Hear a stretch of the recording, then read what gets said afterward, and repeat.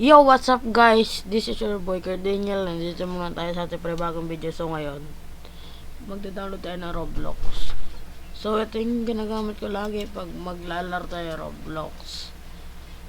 Napapansin nyo guys, di na tayo napaglaro dahil sa ating CR. Pero sa ibang PC ko magkano naman kasi nakita nyo guys, puro vlog ko Roblox, diba?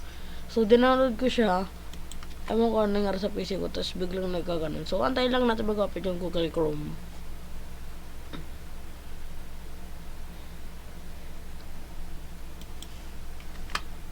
A few moments later. Guys, nandito na tayo sa Roblox. So, punta ay sa Google pala.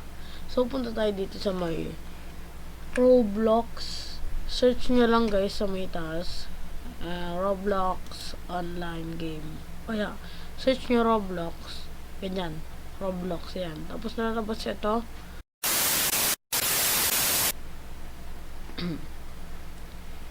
So guys, pag open nyo ito yung lalabas, pili lang kayo ng game.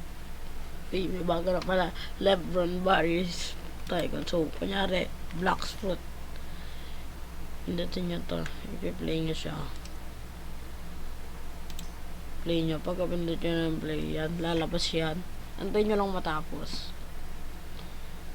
Yan, download and install. Yan, tapos, yun.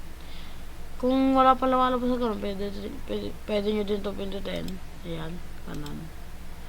Pero saan tapos na, kaya punta na tayo dyan. Ayan guys.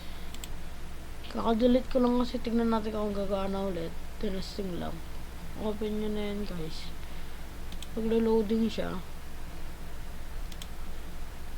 Ayan, antayin nyo lang matapos yung paglo-loading ng PC. Yan, tapos pindutin nyo tong run.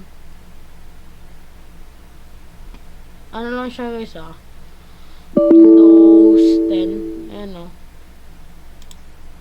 Pero pag pinindot mo yung okay. Sa inyo kasi wala na lalabas na ganun kasi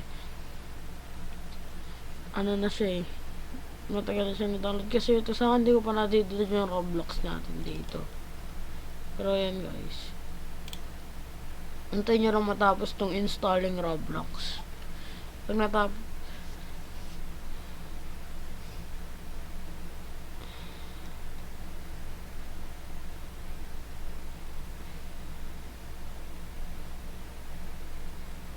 guys, lalabas tong configuring Roblox.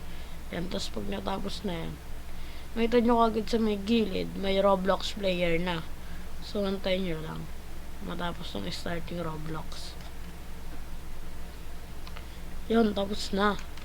So, i-enter nyo lang to guys. Sa inyo lalabas kagad, sa akin hindi kasi pwede. Sa inyo bigla lang lalabas, sa akin hindi lalabas yun Alam ko. Ayan. Nag-stop working siya kasi guys sa akin. May problema sa akin pero sa inyo guys I think wala naman. So yun lang guys. That's for it. Thank you for watching my vlog.